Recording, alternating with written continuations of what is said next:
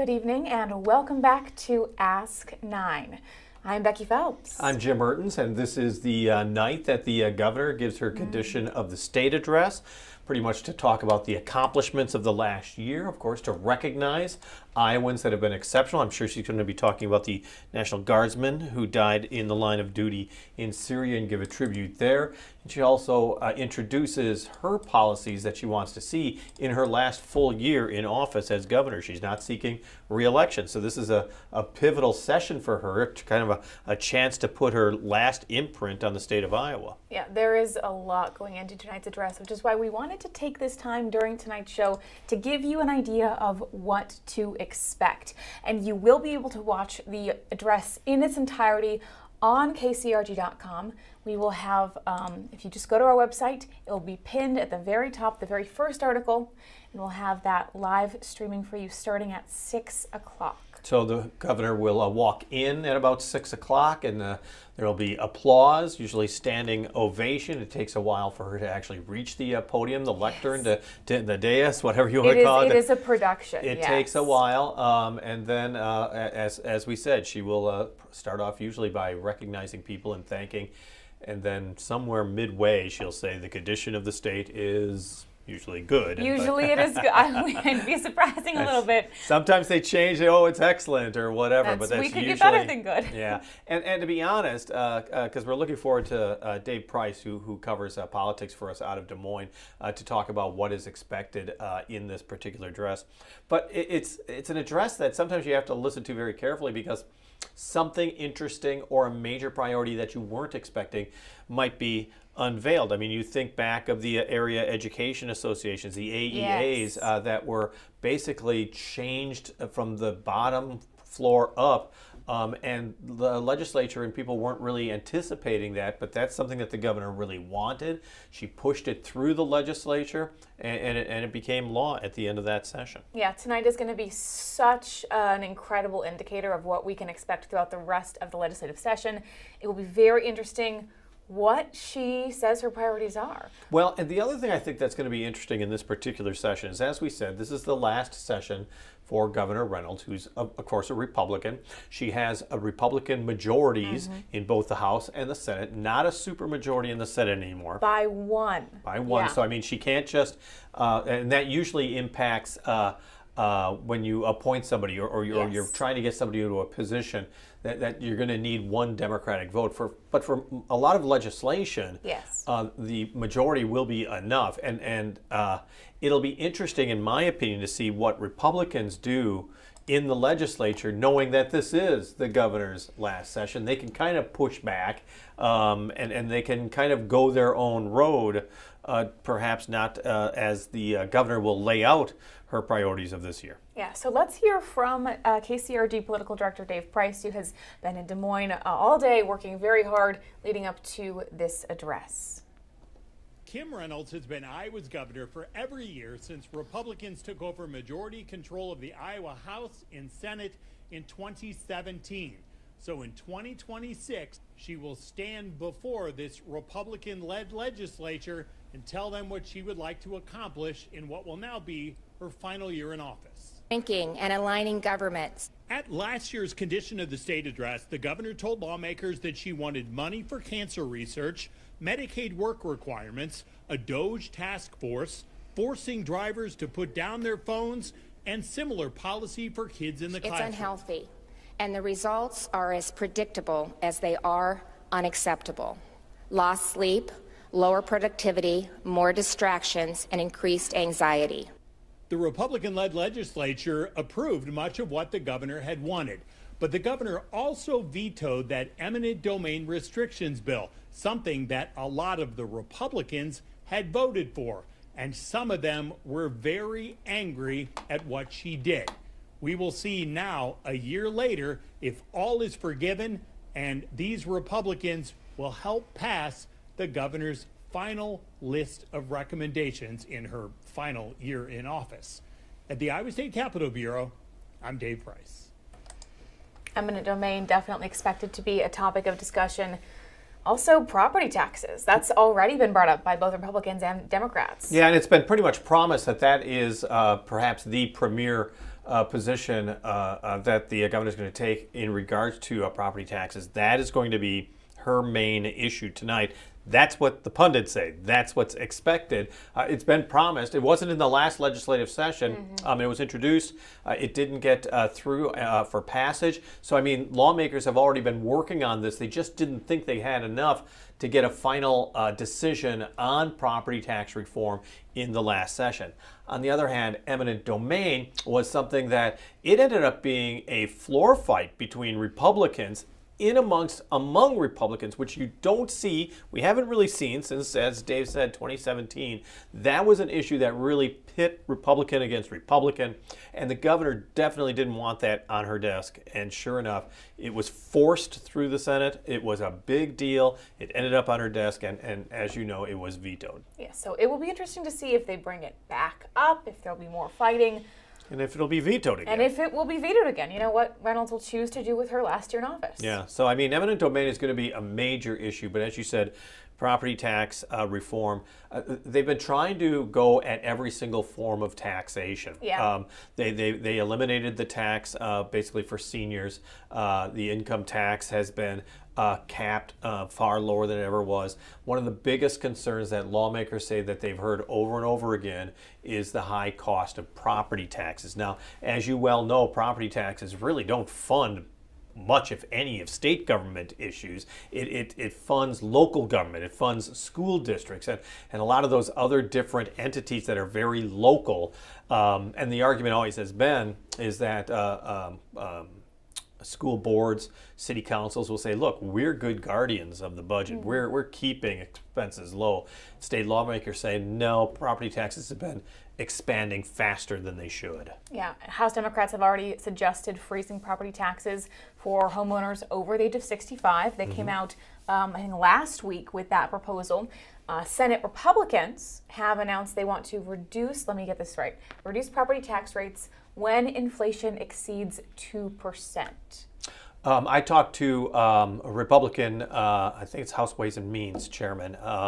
It's Gary Moore, a Republican out of the Quad Cities, who said as far as freezing taxes for seniors, he's kind of against that. So there's a little bit of fight within Republicans because he believes that wealthy people shouldn't be exempt. So if you're over 65 and you have a ton of money or you're still making a ton of money, why should you be exempt when a person who's struggling at 65 would get exempt? So he has an issue with that. And that's one of those things that I think you're going to hear Republicans discuss, is that maybe a blanket isn't right. There's certain people that should still be paying taxes if they're over the age of 65. So that's one of those things that we can expect to hear. That's very interesting because they've also already brought up they want to give a raise to themselves, to state legislators. And the argument that they've given there is that if they don't give a raise, which right now they get about $25,000 and some stipends, if they don't give lawmakers a raise, then the only people who are able to serve are those who are retired and have the time and who are wealthy and don't need the money.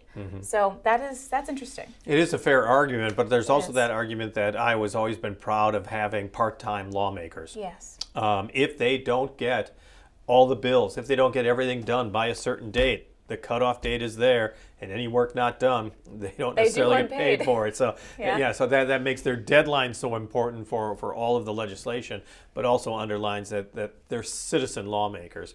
If you have a second, it's just been 2 days of the legislature. The legislature opened yesterday and today. They have already introduced 124 bills. I counted them all. Buckle up. We're going to read them all right now. Jim's going to read them all right now. 57 of them were presented today, 67 were presented today, 57 were presented yesterday.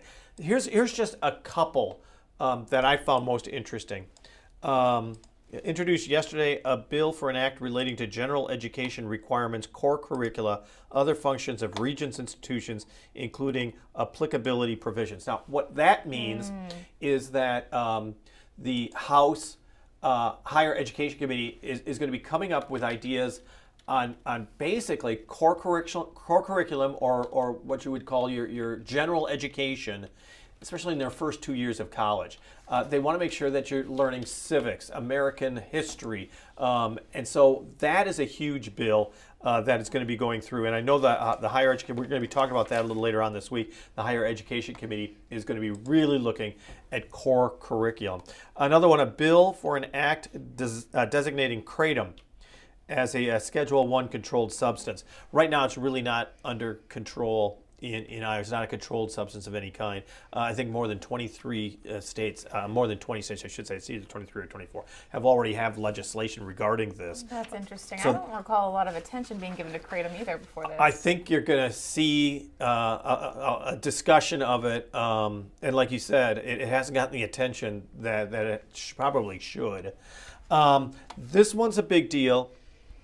Because it's a bill for an act prohibiting school districts, charter schools, and innovation zone schools for providing any program, curriculum, test, survey, questionnaire, promotion, or instruction related to gender, theory, or sexual orientation instruction in grades 7 through 12. Why is this one important? This is the same basic bill that prohibits it from kindergarten to 6th grade, which is right now in the Court of Appeals in St. Louis. It was being discussed as there's a court challenge in regards to this from kindergarten to 6th grade going on right now with a federal court making a decision.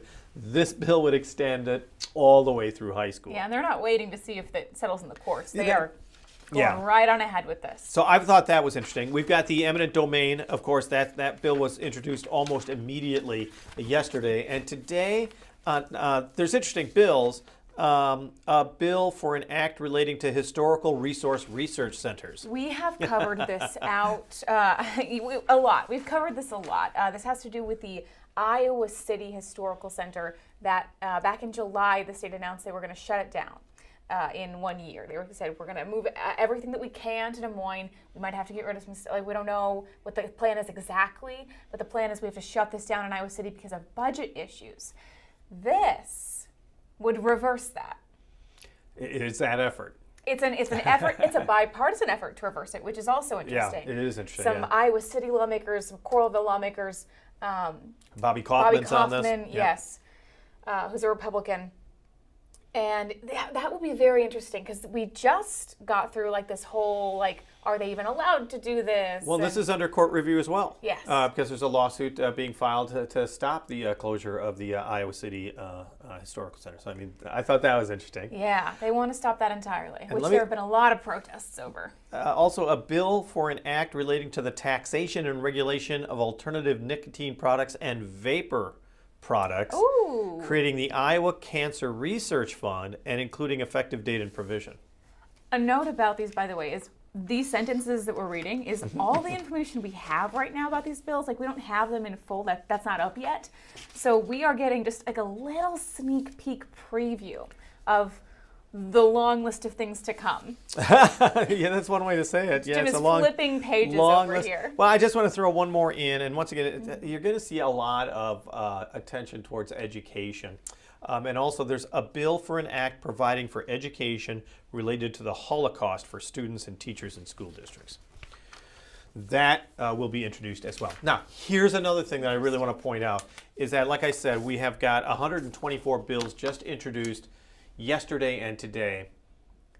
They don't all get approved. I mean, not even close. There is a lot of lawmakers who will introduce things, sometimes just to start the discussion or to get attention or start a debate.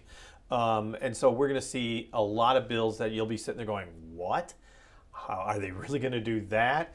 And so a lot of them won't make it out of a subcommittee. So we try really hard at KCRG to focus in on the bills that are going somewhere or are a part of a huge discussion. So we won't be able to cover every single bill that gets introduced, but we will do our best, of course, to cover all of the bills that impact our viewers and that are more likely to make it through a subcommittee, make it into discussion. But we will know, let's take a look at this. I'll zoom in here so it's a little easier to read. This is the timetable. So they clocked in yesterday for the first day of the session. The final day to request some drafts is coming up January 23rd. Final day for things to get out of some committees, the 20th of February. This is kind of an idea. This is a look at when we're going to see certain, they're called funnel dates coming through. So this is available on the legislative website. This is one of the big funnels for March. Right, exactly. Yeah, March 30th is one of the huge funnels. This huge wall of text here, you'll see. And it has a catch-all on the bottom, unfinished business. Yes, just in case they want to sneak anything through. Right. But there will be a couple of big dates that we will be covering to let you guys know what's dead on arrival and what's kind of snuck through these big funnel dates. So once again, the governor will make her condition of the state address, and you're going to see her discuss particularly budgetary issues, but also some of these social or education or health, as David mentioned, cancer research, Yes. an emphasis on that was in a prior condition of the state. And so it really does give you a little bit of a blueprint that Republicans can run with. But when we're pointing out what Republicans and Democrats have already introduced into the legislature, I mean, they don't rubber stamp. They've got ideas of their own. And that's why I think this is going to be a very interesting legislative session. The other reason why it's interesting, it's an election year. And so Yes. you might see some of these bills that are trying to make the other side look bad. Or you might have a bill that really helps your base. So it's going to be an interesting session because it is an election year. Very true. Everyone's setting the table for November, including the governor tonight. Yes. Tonight, the condition of the state starting at 6 o'clock. You can watch that on our apps and on our website. We'll be live streaming it. Afterwards, I don't believe we'll be carrying this via live stream, but afterwards, Janice Weinert will be delivering the opposition's address to Governor Reynolds' speech tonight, and we'll have some of that coverage in our newscasts tomorrow. And many more of these to come. We have the condition of the guard and all of the condition of the courts coming up. The courts is tomorrow and the guard is Thursday. Right. So we are just getting started. Yeah, it's the start of the 2026 legislative session. Anything can happen, but once again, we're expecting the real emphasis in this session to be a property tax issue. Eminent domain is going to be coming up, and we're covering particularly higher education and how that's going to affect the regent universities, which would be, of course, the University of Iowa, Iowa State, and Northern Iowa. Thank you so much for joining us here tonight on Ask 9. Hopefully we've given you a little bit of an easier path into tonight's condition of the state. As always, Bring your popcorn. Bring your popcorn. Watch it We'll have tonight. ours. Get ready. Get your notepad ready. Be ready for anything. There is a group of nerds among us that do enjoy watching this every year. So, if you have any questions you'd like us to ask or answer here on Ask 9, shoot us a message on Facebook, send us an email. Have a great evening.